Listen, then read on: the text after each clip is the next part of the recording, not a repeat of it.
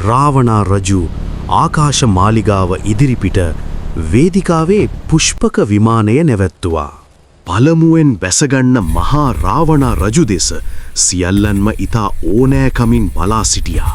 යානයෙන් බිමට බැස මහා රාවණා රජු දෙවැන්නිකුට බිමට බහින්න ලෙංගතුව අතදිගු කළා. හැමෝම දැක්කා. කුමද්ද ඔහු සිදු කරන්නේ? කවුරුන්වද මෙතරම් ආදරයෙන් රැගෙන ආවේ? කිසිවෙකුට කිසිවක් හිතාගන්න බෑ.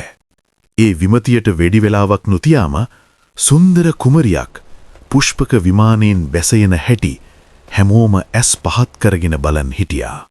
ඇගේ පාද ස්පර්ශය ප්‍රථම උණුසුම ආකාශ මාලිගය අසලින් මුළු ලංකා නගරයටමත් හෙළ දිවයිනටමත් දැනෙන්න වුණා. සීතා ආකාශමාලිගාවට රැගෙන ඒම ගැන ඇස්ත විස්තරය දන්නේ මහා රාවණා රජුත් සීතා කුමරියත් විතරමයි.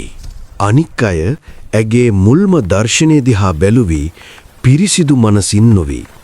මොකද සීතා කියන්නේ මහා රාවණා රජුගේම දියණිය බව බොහෝ අය දැනන් හිටියේ නැහැ.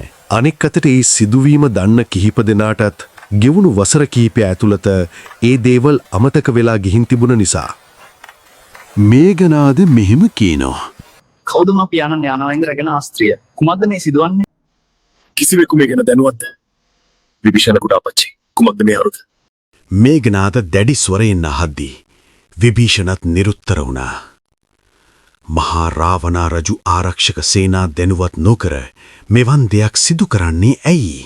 අඩුම තරමේ රාජ සභාව කෙසේ වෙතත් පුලස්ති ඍෂිතමන්වත් මන්දෝදරී දේවියවත් කිසිවක් දන්නේ නැහැ. ඒ ඔවුන් හිතන විදිහ. ඒත් මහා රාවණා රජු රාම සහ ලක්ෂ්මණ සමග සාකච්ඡාවකටයි ගියේ. අහම්බෙන් තමයි සීතව මුණ ගැහුනේ. ඇය තමන්ගෙම ලෙයින් උපන් දියණිය බව දැනගත්තේ. තවමත් මහා රාවණා රජු ඇයව රැගෙන රාජසභාවට ආවේ නැහැ.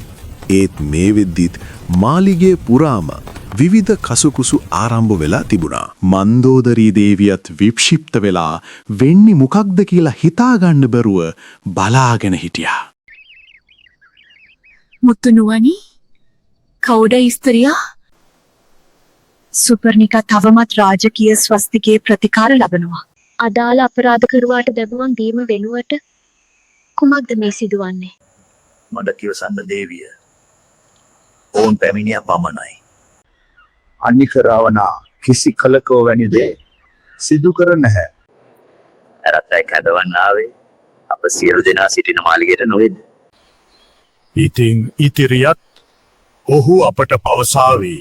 පුලස්ති ඍෂිතුමන් සත්‍ය දැනත් නොදන්නසේ පිළිතුරු දුන්නා. මොකද මේ දේ කවදාක හෝ සිදුවන බව එතුමන් දැනන් සිටි නිසා. ඒත් මෙපමණ වේලස්සන වීම ගැන එතුමන්ට තිබුණේ කම්පනයක්.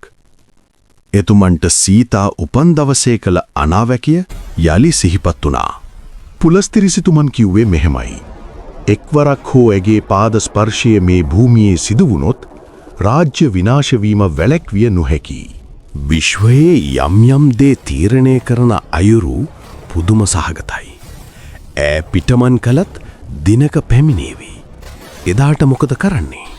පුලස්ති ඍෂිතුමන් එදා සිතූ දෙය අද යලිත් සිහිපත් වුණේ ඒ හිතපු දෙය මේ මොහොතේ Tamanගේ ඇස් ඉදිරිපිට සිදුවෙමින් පවතින නිසයි.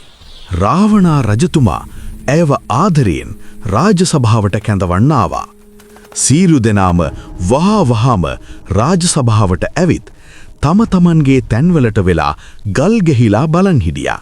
රාවණා රජු රාජසභාවේ පිරිසට ඉවත් වෙන්න නියෝග කරලා තමන්ගේ පවුලේ ඥාතීන් පිරිස පමණක් රඳවා ගත්තා.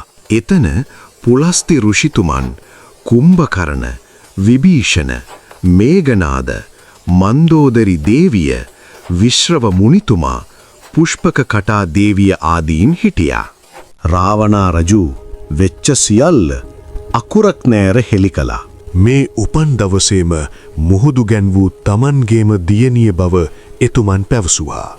මේ මොහොතේ ආදරෙන් අය දෙස බැලුවේ පුලස්ති ඍෂිතුමන් හැරුණුකොට මන්දෝදරී දේවියත් කුම්භකර්ණ මහා සෙනවිතුමනුත් විශ්‍රව මුනිතුමන් හා පුෂ්පකටා දේවියත් පමණයි. මේඝනාදට මේ ගැන වෙනම ප්‍රශ්නයක් තිබුණා.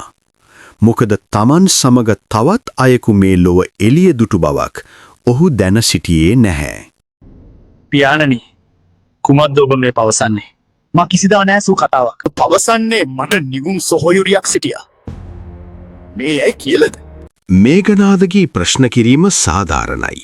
මොකද යෞවන වියේ හිටපු ඔහුට මේ වනතුරු කිසිවෙකු මේ ගැන කියලා තිබුණේ නැහැ. සියලු දෙනා මේ සිදුවීම අමතක කරලයි තිබුණේ. රාජසභාවට එතනින් ඉවත්වීමට නියෝග කළෙත් ඔවුන් මේ අතිශය පෞද්ගලික රාජකීය සිදුවීම නොදැන සිටි නිසයි. ඒ සියල්ලන් දැනගැනීම අනවශ්‍ය නිසයි එවැනි දෙයක් රාවණා රජු සිද්ධ කළේ.